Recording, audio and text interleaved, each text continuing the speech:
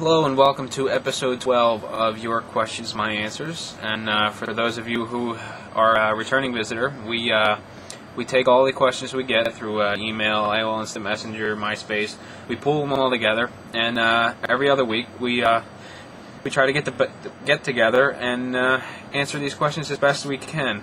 Unfortunately, I don't have Jerry's charisma for an introduction, so I'm going to skip all that good stuff and just go right to our standard disclaimer.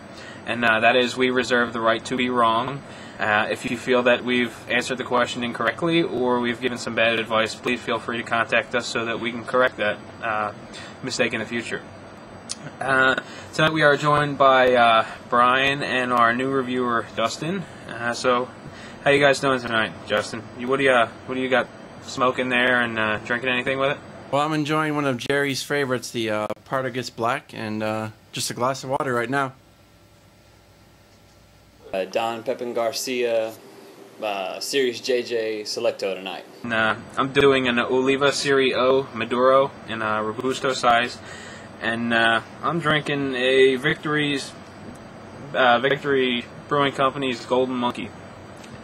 So let's do something a little different. I was getting a little tired of water and cigars, so see how this one goes. I'm sure it's not going to be the best of combinations. It's sort of like a pumpkin spiced beer, and that doesn't sound too good with cigars, but so far it's doing okay. So anyway, we got a bunch of good questions to answer tonight.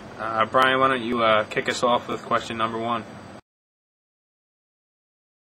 Question number one is from Steve, MySpace. It says, "Hey guys, I discovered you guys on MySpace just a few days ago, and I can't get enough of your videos. I'm relatively new to cigars. I've been following Jerry's advice, without knowing it was Jerry's advice, about sticking with one cigar for a while and learning that cigar. I mainly purchased from Cigars International, and I'm wondering if their Cigar of the Month program is worth it. Would you think that this is a good way to find that next cigar I can learn from? Do you know of any places that offer a Cigar of the Month?"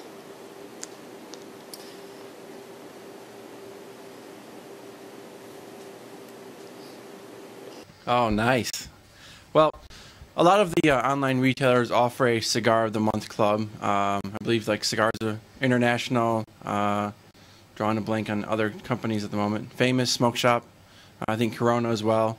They usually tend to run probably about $20 to $30 a month. Sometimes you get good stuff, sometimes you get bad. I would recommend just finding a good local shop that you trust their opinion and Yeah, I would definitely agree with that. I think your best bet's going to be a local where you can actually sit and talk to somebody and tell them what it is that you like and you don't like, and get somebody with valued input to give you a suggestion, better than just counting on some big company trying to, maybe get rid of what they've just got a lot of extra on hand on, pawning off on you. I don't doubt that you're getting your money's worth with those programs, but I think the chances of you coming across something that you didn't know you liked and you do being a lot better with a local tobacconist. I've never tried a Cigar of the Month club. I did have some interest a little while back, just because it seemed like something different. They send you cigars, they send you some information, just something new. But I just never got around to it because I never felt that I was getting my money's worth. I think Cigars International has a 4-cigar deal. They send you 4 cigars a month, a little pamphlet. And it's like $20, and they say your shipping's free. I'm sure it's kind of lumped in there somewhere along the lines. But yeah, I looked at that and I never really thought that it was really worth it. And I haven't come across one that I really thought was worth it just yet. Jerry and I were set up with CigarMonthClub.com, and we're going to be reviewing their service. So hopefully, we'll have some nice, good results to give you as far as that particular service goes. But I think both of you guys are absolutely right in that you'd be much better off going to a local shop where you can get, first-hand input, see what you're buying, learn from someone that's been selling cigars for a number of years, and just take advantage of personal service instead of relying on just some big conglomerate, sending you cigars in the mail.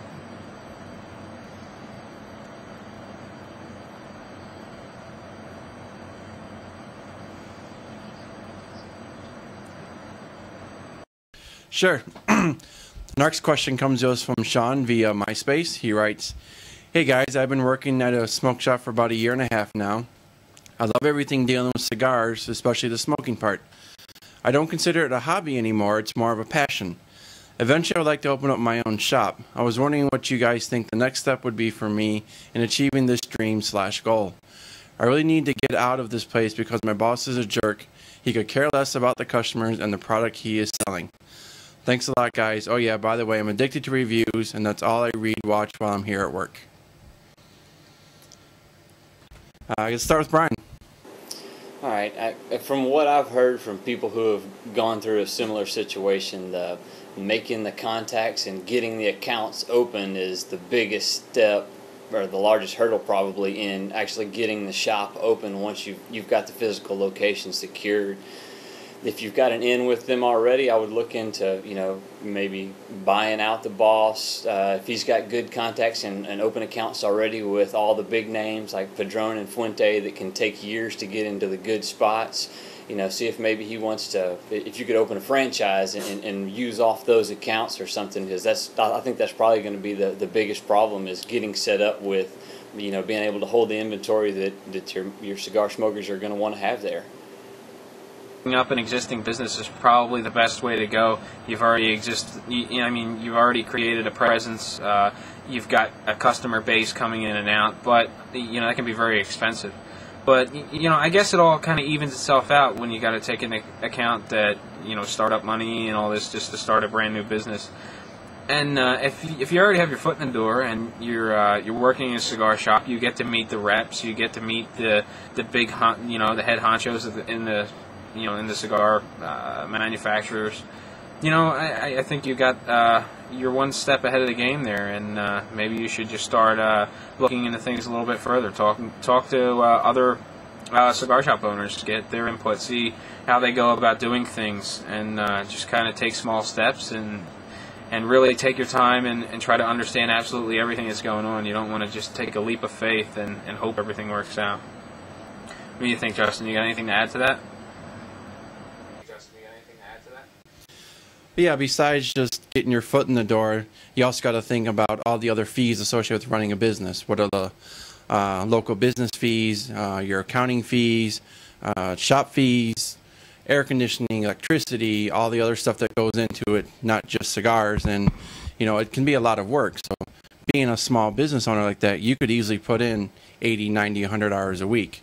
So if you enjoy just being in front of the customers at the moment, you might just stay where you're at, or like you guys said, try and see if you can take over the store for him or be more of a full-time manager there. But it's a big adventure to start getting into.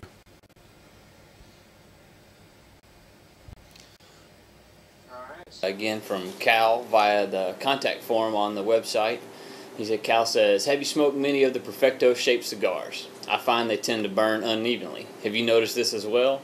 If so, is it because it's more difficult to roll? You want to start, Walt?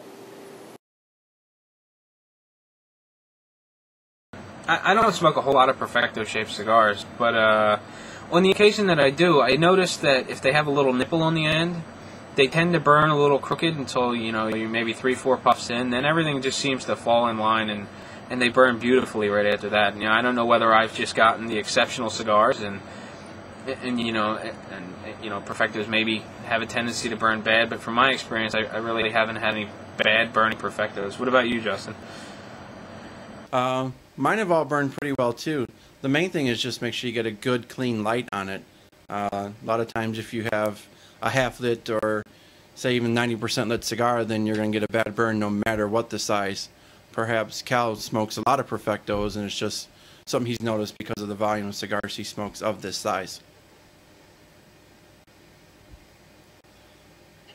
The Maduro Hemingways are some of my favorite cigars, and I kind of understand what he's saying. They're definitely more difficult to roll, and you can generally look at the prices associated with them compared to other Vitolas that are roughly the same size and the same amount of tobacco, and they're usually more expensive, indicating that they are indeed harder to roll.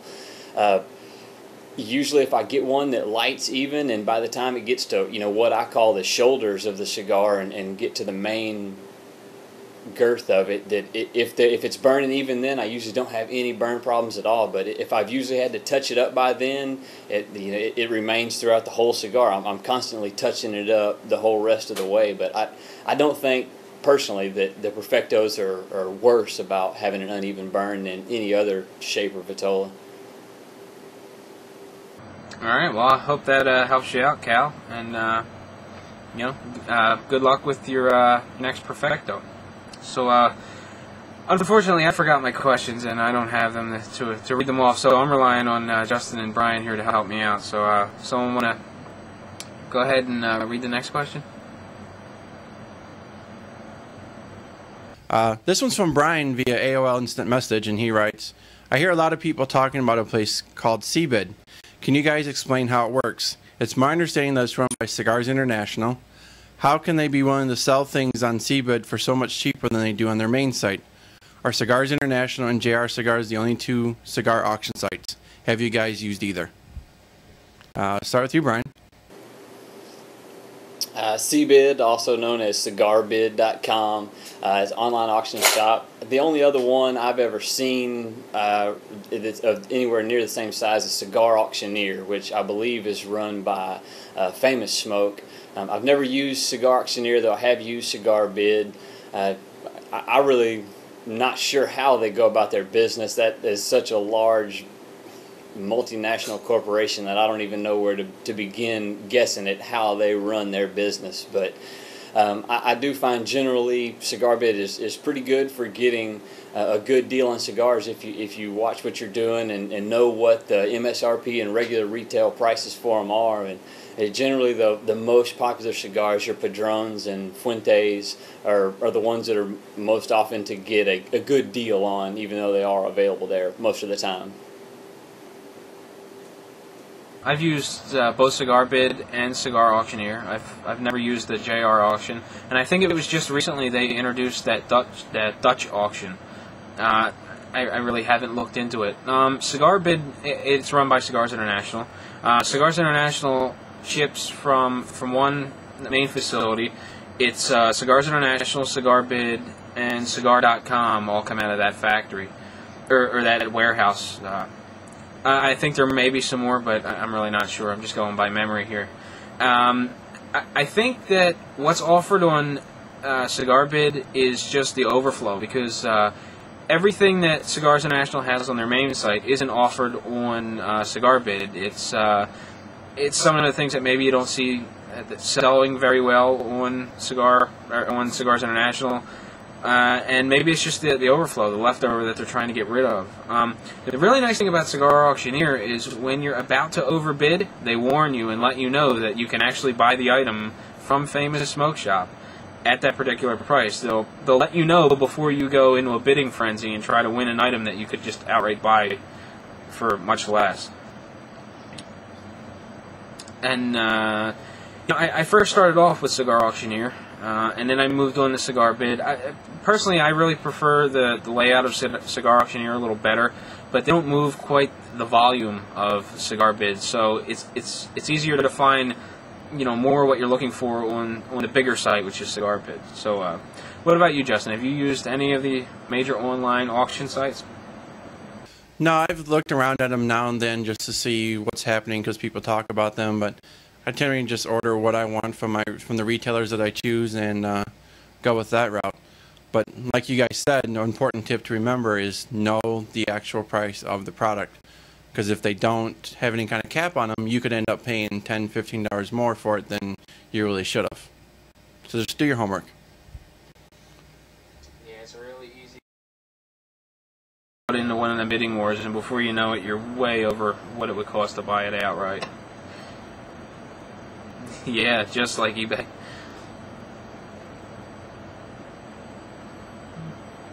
So moving right along, what do we got next? We have a message from King Booker, also via MySpace. Love the site and the new widescreen format and the new site design. I've heard you two talk about how shape, size, wrapper, time of day, drink pairings, and other stuff influence your opinion on a cigar. Does pricing of a cigar affect your reviews? Is it fair either way? All right, well, I'll take this one first. I think price definitely has an effect on the review, generally only in one direction for me. If I have a cigar and I don't enjoy it and it costs me a fair to good amount of money, I'm very disappointed in it and likely not to pick one up again. But I find if I really do like the cigar, then it doesn't matter to me near as much what I paid for it as when I overpay for one that I don't care for at all. It's kind of tough. It really plays a factor if the cigar costs like more than $4. If it's under, $4, I really consider it a budget cigar, and then maybe I look at it a little differently when I do the review. But anything over that is kind of a free-for-all. I try to forget the price tag because, at that point you're reaching a more premium cigar, and really the price shouldn't. I really don't think the price should play a major role in the review. If it's a $12 cigar that smokes like a $5 cigar, you're going to give it a bad rating. But if it's a $5 cigar that smokes like a $12 cigar, then your whole thought is skewed. I think you got to throw out the price and try to look at the cigar as a whole, and then maybe in the end just wrap it all up and include your opinion on the price. But not until you finish the cigar should you really be concerned with the price. At least that's how I look at it. What about you, Justin? What do you think? Yeah, I agree with you guys too. Price shouldn't affect the cigar. Either you enjoyed it or you didn't is really the bottom line. The price point is just a matter of you're going to buy it again, how many will you buy. But I don't think a $2 cigar is worse than a $10 cigar or the other way around. Sometimes I found a $3 cigar that's better than a $12 or $15 cigar. So just price is only a gauge. It's just what the manufacturer thinks their product is worth and what the market will allow them to sell it for. So just rate the cigar and the flavor and your enjoyment. Alright, so what do we got next? This one's from Mikey via MySpace.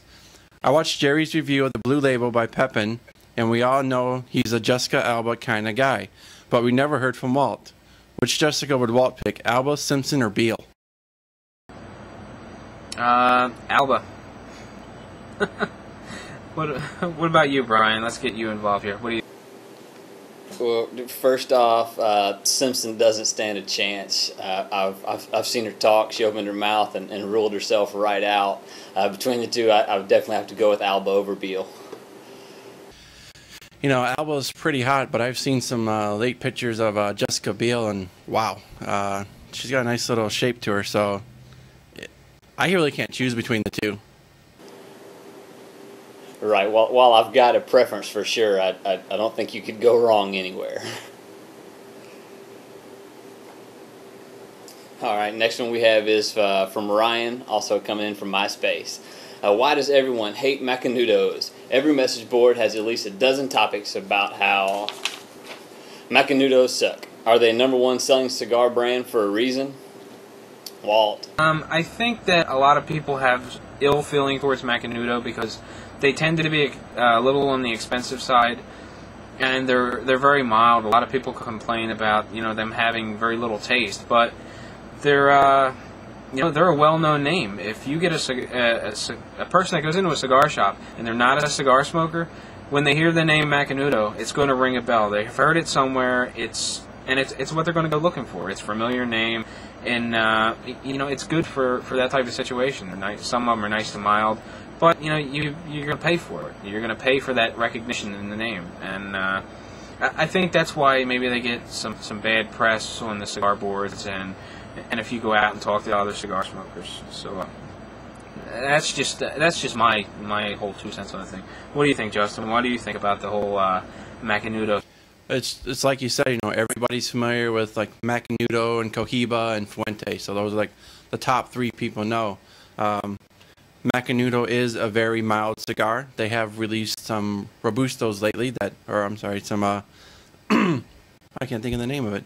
They've released some more darker ones trying to appeal to a wider audience, but still most people know the Macanudo mild. You've seen the ads in every magazine, so I just think people harp on them because they're so well known. They got this air around them that they're like this greatest cigar, but they're just a mild smoke. It's just an average cigar to me.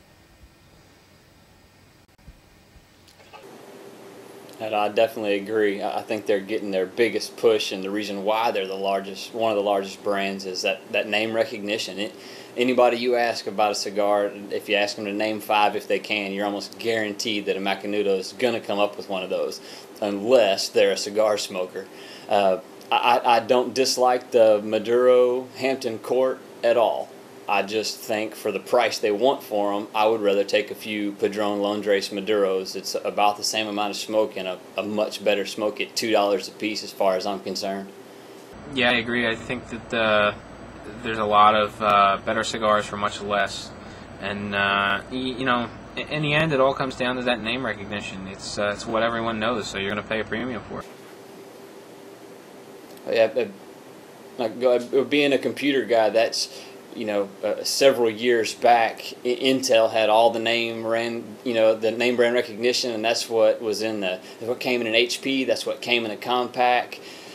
AMD was cheaper, and at the time ran just about as fast, if not faster. But everybody wanted the Intel because they had the Intel Inside and Celeron and the marketing that really got that name out there. When if you asked anybody in the computer industry, which would you like, you know, if you asked a tech, most of what they had in the machines they had built themselves was an AMD. Yes, I'm a computer nerd, Sean. So we're moving along pretty quick. So let's get a little off topic here. How's everyone's cigar doing? Brian, how's your? Very nice. I really can't get enough of these. I picked up, I did a box split for these after I had a couple of the Bellicosos and really enjoyed those. I'm almost through with this box split I made of the Selectos, and Don Pepin was down at Serious Cigars for an event a couple of weeks ago, and I went down and got him to sign another box of Selectos for me. Well, my Partagas is just great. I absolutely love these, just like Jerry does. Unfortunately, I'm only down to 2 left in my box, so I gotta order me some more soon. But it's a nice thick smoke. It produces a lot of beautiful ash on it and just full of flavor. Well, I'm smoking the Serie O by Oliva. It's the Maduro. I haven't had very many of them. This is probably my 3rd or 4th one. But funny thing is, I went to the cigar shop right after work. I got there at about 11:30. I walk in, and usually I really like the Serie O. I pick up the number 4s quite often. You know, they're Corona size. And today I wanted to spend a little bit more time in the lounge, so instead of smoking 2 Coronas, I decided to go with the Robusto size, a little bit bigger, a little longer smoke time. And this is the natural, and it was just absolutely awesome cigar. I loved it so much better than the Corona, and it's usually opposite for me. I prefer the smaller ring gauge cigars. I just like the flavors I get out of them. But this Robusto really did it for me. Really liked it. And I was just looking through the humidor and seeing what I had left, and I had the Maduro version. So I decided, well, you know, the natural was so good, let's give the Maduro a try. And you know, no surprise, it's going really well. But I really got to give the edge to the natural. It's just really, really good. This is, you know, it's nice and smooth. It's burning very well. Nice light resting smoke. Great flavors. Really smooth. It's just really nice all around. But I really wish I had a natural.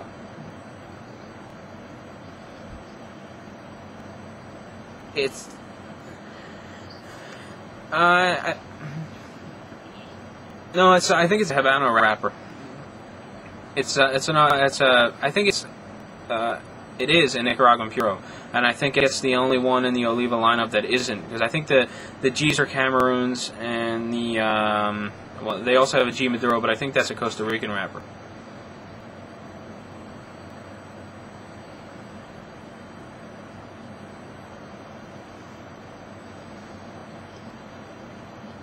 This one comes from Gretchen via email.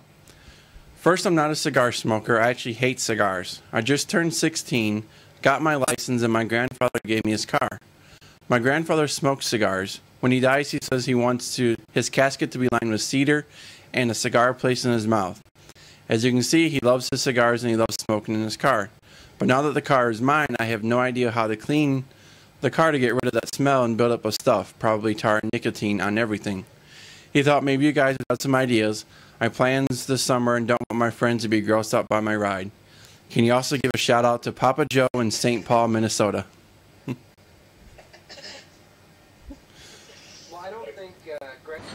Well, I don't think Gretchen's going to be watching this, but maybe her grandfather will, and maybe her grandfather will pass the information along.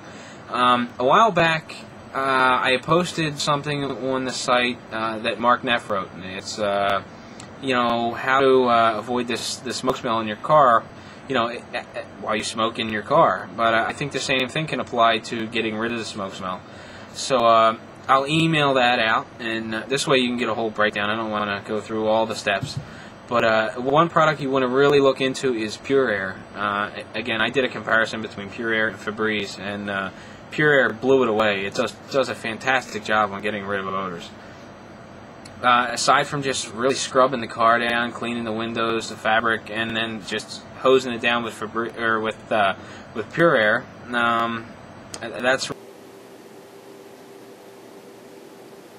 A detailer's trick for the inside of the car: get newspaper and vinegar and use it to wipe down the insides of the windows. It really does do a good job of cutting through smoke film that's left on the windows. Any of the hard surfaces, like a nylon or hard plastic, I would get a mild detergent mixed with water, and like Walt said, get in there and really scrub it, because we're talking about a smell that's fairly difficult to remove. Either the Febreze, if that's all you can get, or really the recommended would be the Pure Air, and hit up all the upholstery and carpets with it. Maybe take it to a detail shop and have the carpets really shampooed even before trying to go for the Pure Air, maybe before and after. I really think you got an uphill battle ahead of you here.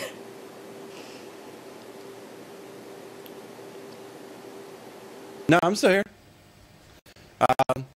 I said, try the product from Mark Neff. Get the car shampooed as good as you can. Just try to clean any areas you can. Get a good detail job done. Or get out there with the vacuum cleaner, suck up all the ash if there's any, and just leave the windows down for a while and let it air out. And it should be better.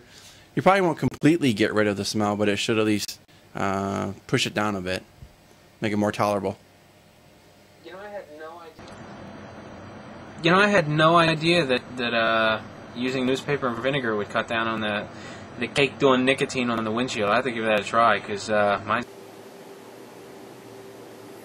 Yeah, I've got a buddy that owns a detail shop, and he told me that years and years ago, and he's a heavy cigarette smoker in his car, and he says he doesn't do it every time he cleans the car, but about once a month, and it really does.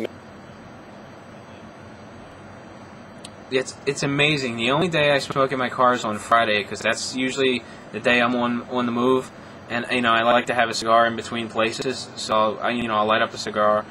I'll go do what I have to do, come back home, and give me 2 or 3 Fridays, and the windshield is just terrible. You get glare at night.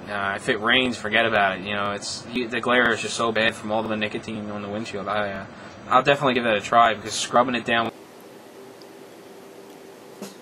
Yeah, it just doesn't get through it. I would have never thought newspaper wetted down with vinegar would get through it, but it really does just cut it right off. Alright, next question we've got in is from Larry, coming in via Skype. I watched the review where Jerry was asking for some help in finding a new lighter, and now the comments in that review have sparked somewhat of a debate about butane fuel. Is there a significant difference between how many times butane fuel... Well, from everything that I've read, and I know that sometimes it really doesn't make a difference. It's usually the quality of the butane. You could triple refine, quadruple, and as many times as you want, and if it's a lousy product to begin with, it's really not going to get any better. So I think if you just buy a good quality butane, I think Vector's pretty good. Colibri has their own, which is good, a little expensive. Then you're better off going that route than worrying about how many times it's been refined. Definitely don't buy the cheap stuff.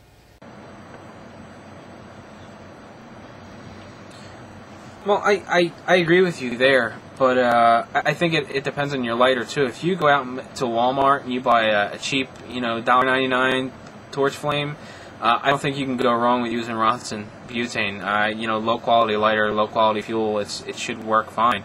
But I really wouldn't consider putting that really rough butane in, say, a really nice Vector lighter, or a solo lighter or something like that. I would really look to getting the more refined stuff. Just just to keep the lighter clean. And then sometimes it really doesn't matter. I had actually my Calibri's at Calibri. I had to send it in for service. It stopped working. And I used nothing but Calibri fluid in it, and it still didn't help. So I guess it's sort of a buyer beware thing. You just be advised on what you're buying. Try to keep premium butane in your lighters, and you should be okay.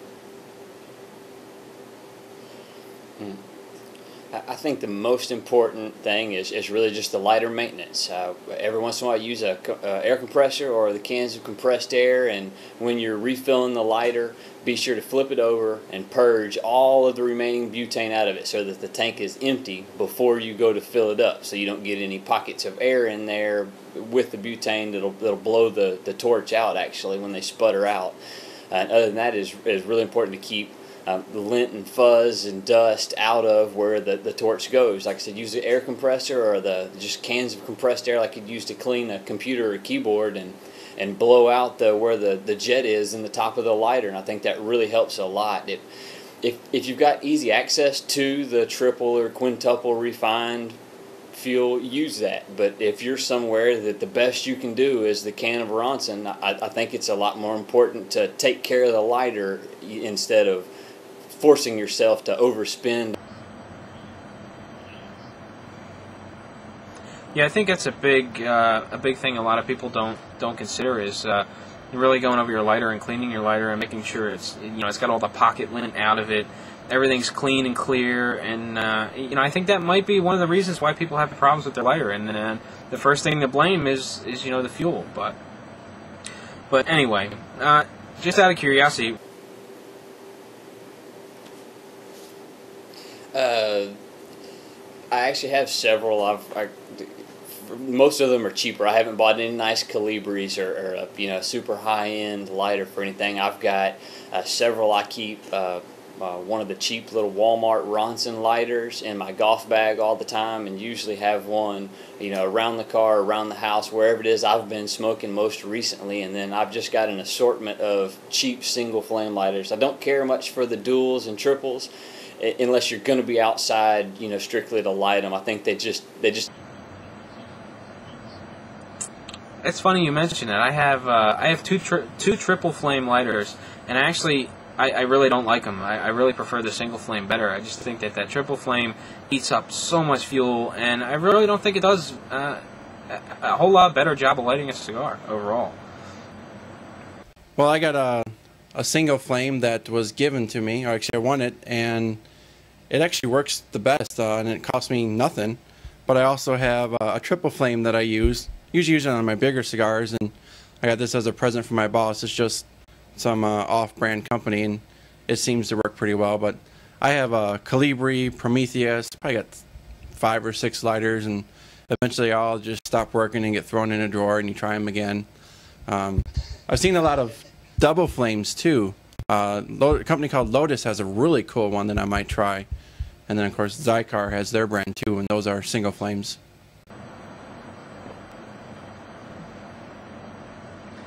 I use this.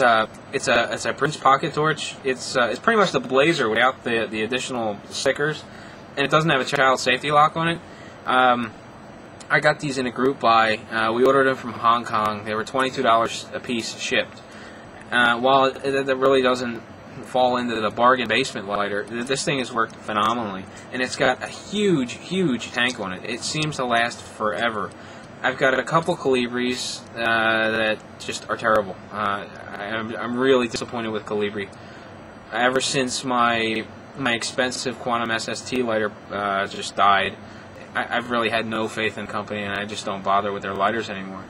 But Zippo's coming out with a new lighter very soon. It's a torch lighter, and I think it carries a lifetime warranty. It looks really cool. I saw some pictures of it, and I think I might pick one of them up just to have one. I do have a couple of Zippo inserts, but they're kind of iffy. Sometimes it works, sometimes it doesn't. It's not really dependable, and it's hard to adjust. You got to pull the insert out, and then you got to use the Zippo lid to actually loosen or tighten the screw to adjust the valve.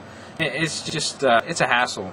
and the only reason I bought it was because it was nice and small, but it's just become it's really not dependable. And I think maybe the biggest problem I'm having is that it probably needs to be cleaned. Since I really haven't spent a whole lot of time cleaning it, and since you mentioned that, Brian, I'm gonna take that lighter apart and clean it out real well and see if it doesn't, straighten out and. Well, and just for the other side of the coin on that one, the only torch lighters to date that I've bought that I've had to throw away was my Prince that I got in the same group buy that you did. Yeah, I was lighting a cigar one day and let off the nozzle and sounded like I could still hear it. Held it up to my ear, and sure enough, it just wouldn't stop leaking gas. And I sat there while I started to smoke that cigar and watched it dump the entire contents of that huge tank that you were talking about, because I just recently filled it up, and I let it go completely empty and tried to blow out the jets in case there was something in there holding it open, and purged the tank real good, did everything I could for it. But no matter even just the tiniest bit of gas that you put in, it would slowly leak all the way out within just a couple minutes. And I'm sorry to hear that. I hope I don't have any problems with this. I love it. And actually, I have 2 more that are still in the original packaging. Because I was so happy with this lighter, I bought 2 more. But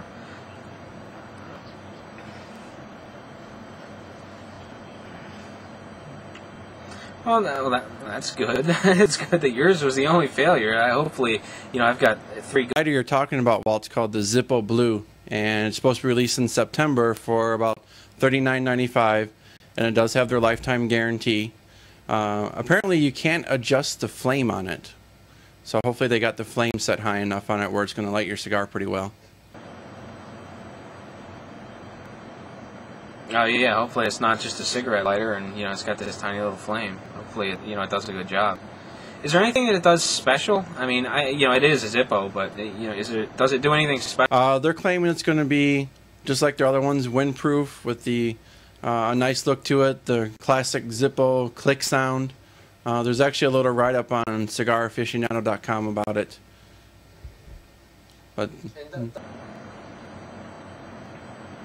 doesn't it have blue flame? And it's gonna. Hold on, I'm reading this real quick here. Okay, it's not too unique. I just lit mine and it's blue, so. I thought maybe it was special. My friend's mom came in town and we went to downtown Fremont, and she got me this little novelty lighter that lights up, and it has a nice nice flame on it. It actually gets a pretty green color, but I think they just added a filament to change the color.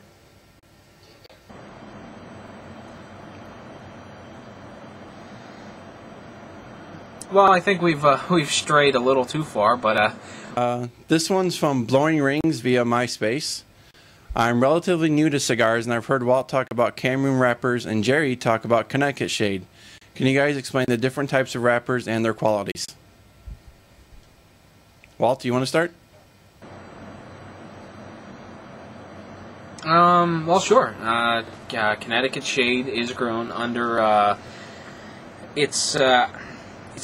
oh wow, I can't think of the name of that stuff. It's grown under it's grown under cheesecloth to kind of filter out some of the sunlight, so it's grown in sort of a shady environment.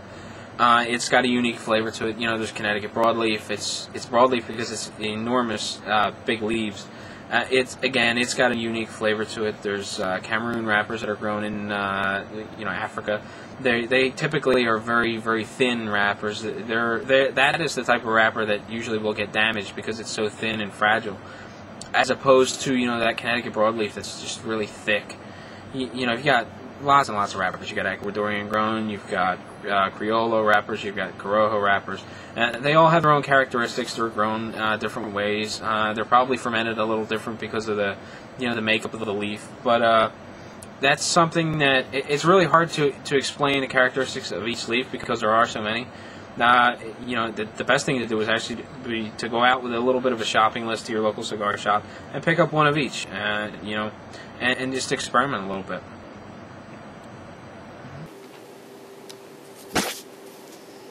Walt is definitely our in-house technical smoker, I would definitely defer to anything he had to say about the different classes of wrappers. I know I prefer a Maduro largely. I like the just a little bit of sweetness you usually get in the dark cocoa espresso flavors that often accompany the cigars wrapped in it. I'm not a big fan of the Cameroon, and most of the things that I hear other people say that they taste in a Cameroon wrapper just don't come out for me, and I don't care for them, and I'm not real sure why. Connecticut Shade is one I think that there's the most difference in just the name. Is there's a difference between Connecticut Shade, and then the Ecuadorian grown Connecticut Shade, and I think that shows a big difference of the soil, not just the type of seed that it is. I greatly prefer a regular Connecticut Shade to an Ecuadorian one. Yeah, I don't really have too much to add to that other than just reiterating what you're saying. The Cameroons it's a very popular wrapper, but it is very thin, like I said, easily damaged, but some people really like the flavor of the Cameroon wrapper too. It's actually among my top 3 favorite wrappers. I really like Cameroon wrappers, I like Corojo wrappers, and I like Maduro wrappers. But I got a little bit of a question for you, Brian. What type of Maduro wrapper do you prefer? And I guess the 3 main ones are really Costa Rican, Brazilian, and Connecticut broadleaf. Of the 3, I really just do not like the flavors that I get out of a Connecticut broadleaf for some reason. It's just I think it's just Connecticut tobacco in general. There's something about it I just don't like. I really tend to gravitate more towards the Brazilian Maduro wrappers, and I really like the Costa Rican wrapper, especially the one that's on the Series G Oliva. But what do you think? What do you prefer in a Maduro wrapper? I like all of them. Some of my favorite cigars that have one all had the Connecticut broadleaves. The Añejos from Fuente, the Maduro wrapped Hemingways, both of those are Connecticut broadleaf, and I'm a big fan of both of those and what they bring to the cigar. I like them all, honestly. The Alonso Menendez with the Brazilian wrapper and the Tarano signature. I like both of those, and I believe both of those are Brazilian Maduros, and I really like them. And the Costa Rican is the one I'm probably the newest to, and I've just had the Oliva, the Series G, Specials G that you mentioned that I reviewed a while back was my first experience with it, and I was really impressed with that cigar and that wrapper. If I had to pick one, it would probably be the Connecticut broadleaf because of my experience. Nice. Justin, what is your... I guess I really don't have one. I just enjoy the cigar for what it's worth, and a lot of times don't pay too much attention to everything that's in them. Although I think I'm going to start doing that now, and after I know all my favorite brands, and just see what's in them and try to figure that out.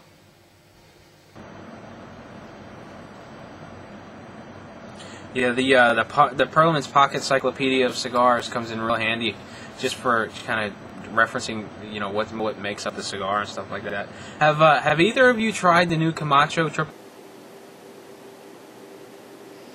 No, I haven't seen one of them yet. I want to pick one up the first time I come across one. I just haven't seen them yet either, but yeah, I definitely want to try one of those. Yeah, I keep seeing kind of reviews popping up here and there. I've asked around a little bit. None of the local shops around me have them. They're not really sure when they're going to get them in. And one of the unfortunate things about Camacho, they do this a lot, but they're not releasing the blend information, so they're not telling you, what type of Maduro wrapper it is, because I'm sure that if it's a Connecticut broadleaf Maduro wrapper, I'm really not going to enjoy it as much as if it was something else. But I was just kind of curious, because there's a big buzz going on about that triple Maduro, and I still haven't come across one yet.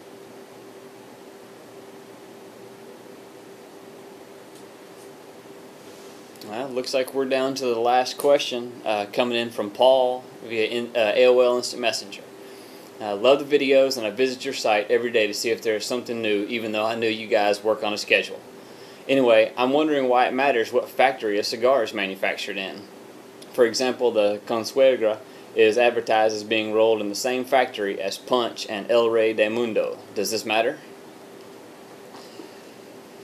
I'll be really honest with you. I have no idea. Most of the cigars that are some of my favorites are just from a brand, and I have no idea of which factory they came from or any other difference. I'll be honest with you, most of what I've read regarding factory of origin has had to deal with Cuban cigars and not with the...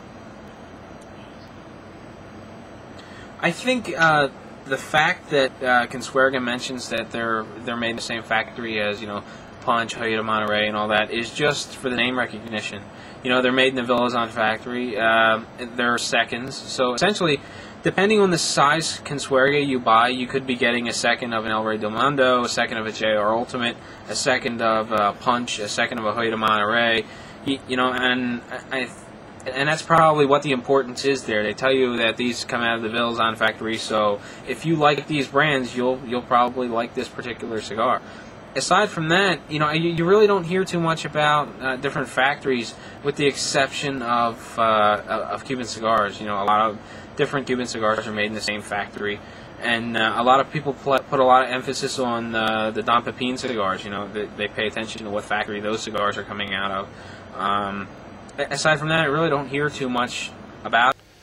Yeah, it's just, like you said, it's name recognition. You don't necessarily know who the factory is, but you've heard of some of the cigar brands, so especially with the Consuegra line, they're just telling you, hey, you may get cigars that are these that just didn't meet their specifications for some reason. So it's just kind of a ploy to get you to buy them. And so I've had some of the Consuegras, and some of them are pretty good, and some of them I really didn't like very much. Well, I think that about wraps it up for episode 12 of Your Questions, My Answers. And as always, we really appreciate you guys for watching. We really couldn't do this without you. I know that I say that every episode, but it's true. Without the support from the viewers, we really would be talking to ourselves, and we'd be getting nowhere. We'd have no questions. We'd have to have this totally scripted out. We'd have to generate the questions on our own, and that's just not entertaining. So we like to keep it just kind of edge of our seat kind of thing going on here. So if you have a question that you'd like us to answer or cover, please feel free to send it in. There's various ways to do so. You can just email each of us individually. It's our first name, Brian, Walt, Jerry, and Justin at StogieReview.com. You can also use the contact form. You can send us a message through YouTube, MySpace, Herfspace.com. There's just so many ways to get a hold of us. Skype, there's just a long list of ways to get a hold of us. So please feel free to send us in your questions. And once again, I can't stress enough. We really appreciate you taking the time out of your day to watch the videos, comment on the site, give us some feedback. Constructive criticism is always nice. And as always, it was a great time. Being here with Brian and Justin. It's a good time. Unfortunately, Jerry couldn't be with us tonight. He had something come up. And he was delayed, and hopes or I shouldn't say hopes, but best wishes to Jerry and his wife. Hopefully everything is okay and everything works out.